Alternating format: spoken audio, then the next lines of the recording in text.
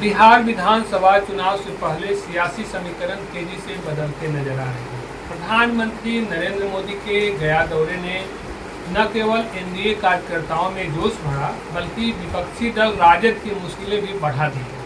वजह है राजद के 2 विधायकों की अप्रत्याशित मौजूदगी। पीएम मोदी के मंच पर दोनों मौजूद थे। नवादा से राजद विधायक विभा देवी अचानक से भाजपा के मंच पर दिखाई दी। विभा देवी आरजेडी के चर्चित पूर्व विधायक राजवल्लभ यादव की पत्नी है। राजवल्लभ यादव हाल में ही पोक्सो मामले में पटना हाईकोर्ट से बरी हुए हैं। पति को राहत मिलने के बाद से ही यह चर्चा तेज हो रही थी कि विभा देवी भाजपा का रुख कर सकती हैं।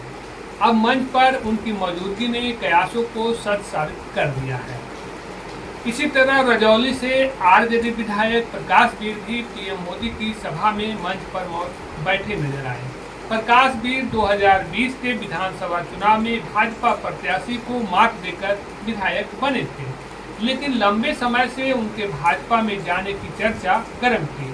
तेजस्वी यादव की नवादा यात्रा के समय से ही यह संकेत मिलने लगे थे कि पार्टी उन्हें अगली बार टिकट देने से हिचक सकती है।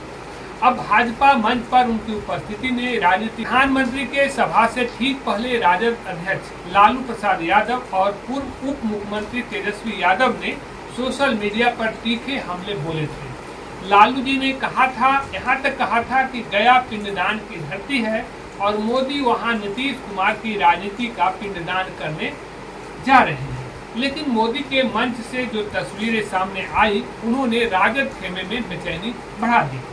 गौरतलब है कि नवादा लोकसभा सीट के तहत 6 विधानसभा क्षेत्र आते हैं। नवादा, हिसुआ, वारिसलीगंज, गोविंदपुर, रजौली और शेखपुरा।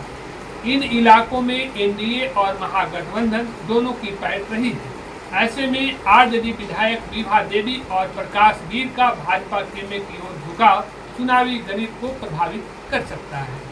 देखें तो राजवल्लभ खेमे के लिए 35 साल के बाद यह बदलाव देखने को मिल रहा है, क्योंकि 1990 में राजवल्लभ प्रसाद के बड़े भाई कृष्णा प्रसाद यादव भाजपा से चुनाव जीते थे और उसके बाद लालू प्रसाद जी के साथ जनता दल में, उस समय राजद जनता दल में थी, जनता दल में शामिल हो गए थे। तब से राजवल्लभ परिवार कह सकते हैं कि राजद की राजनीति करते रहे हैं और उसमें 2 दफा कह सकते हैं कि कई दफा जब उन्हें टिकट नहीं मिला गया तो बागी होकर, राजद से बागी होकर चुनाव लड़े, लेकिन वो निर्दलीय लड़े थे।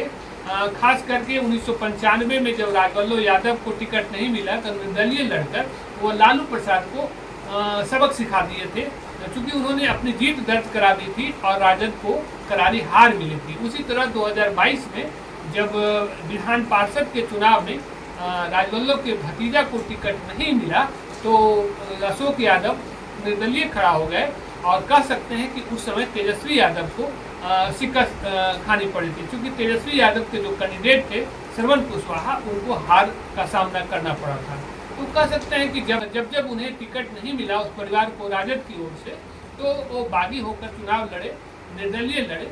लेकिन यह पहला मौका है 1990 के बाद, या दूसरा कह सकते हैं कि दूसरा मौका है जिसमें कि राजवल्लभ यादव का परिवार बीजेपी की ओर सौंप नजर आ रहे हैं।